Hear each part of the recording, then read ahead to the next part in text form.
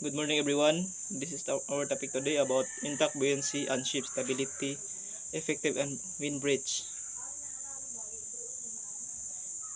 Intact stability. The ship compartment are watertight, displacing water efficiently, and maintaining enough buoyant force to stay afloat. Wind bridge.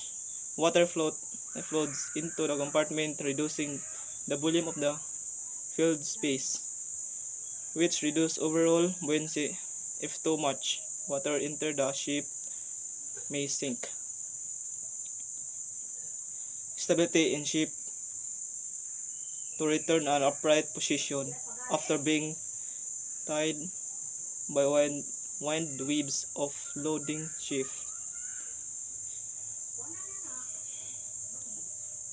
Proper weight of distribution of waterline integrity. Keep keep the center of the gravity and buoyant force in balance. That's in all. Thank you.